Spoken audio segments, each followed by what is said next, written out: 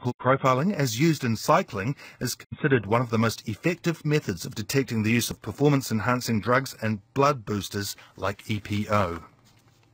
The former Australian Test bowler and Pakistan cricket coach Geoff Lawson has called for Australian drug cheats and match fixers to be jailed. The one suspected case of match fixing uncovered by the Australian Crime Commission is believed to be a rugby league game played in Sydney. 3 Pakistan Test cricketers, former captain Salman Butt and fast bowlers Mohammad Asif and Mohammad Amir, were jailed in 2011 for their parts in a spot-fixing conspiracy involving the deliberate bowling of no balls in the 2010 series in England. Lawson says he would hope those found guilty of drugs cheating or match fixing in Australia suffer a similar fate. He says jail would be a pretty harrowing experience, but a great example has been set. Lawson says cricket history is littered with instances of match fixing, but felt Australia is better positioned than anywhere else in the world to deal with such a problem. And that's a bulletin of sport from Radio New Zealand International. Kia ora. Good morning. I'm Dominic Godfrey.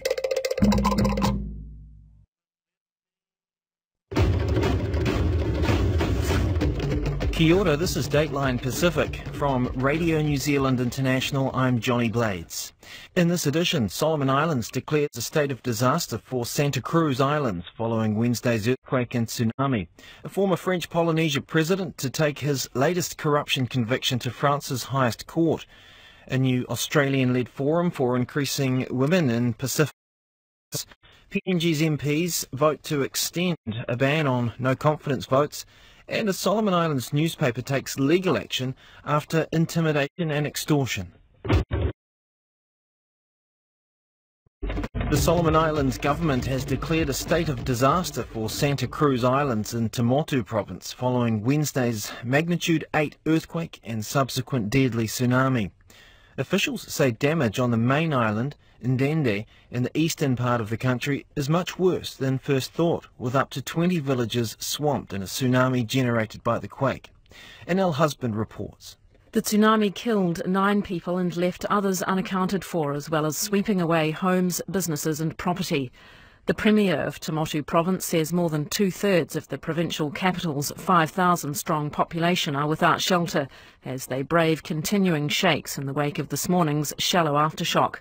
Father Charles Brown-Beu says Lata people fled again to higher ground after the 6.7 quake and are in urgent need of fresh water and food. He says the sea has contaminated supplies of drinking water and there is no one around to clear them out. Up to 6,000 people are being reported as having lost their homes, but Father Brown-Beu says the official figure stands at 3,100. We put up temporary tarpaulins, you call them. It's not good for rain, actually. It's not good for rain. It's just for the sun. A lot of people, as we are talking, are getting wet up in the bush. People are virtually only the clothes they were wearing, they're able to secure, and there is no covering for the children. A spokesperson for World Vision, Jared Behrens, says communities where houses have been washed away or destroyed are being assessed. We've got to address the immediate needs of people, so that's going to be food, shelter and water at this time, and then we'll start to look deeper into trying to rebuild people's houses, rebuild community water systems as well. Jared Behrens says there are still people who are missing, but World Vision cannot confirm the exact numbers. This morning's aftershock turned away a plane carrying the Prime Minister, Gordon Darcy-Lilo, along with medical staff and relief supplies. But a Solomon Islands Red Cross team carrying a water purification module and a sanitation unit is expected to reach Lata by boat tonight. The Secretary-General, Joanne Zorleveke, says the team will help the 2 staff and 10 volunteers based there who did an initial search on Wednesday. We're sending a 15-member team to Lata. We're relocating our operations center there because we feel that the situation is grave and the devastation is probably widely spread than we think it is.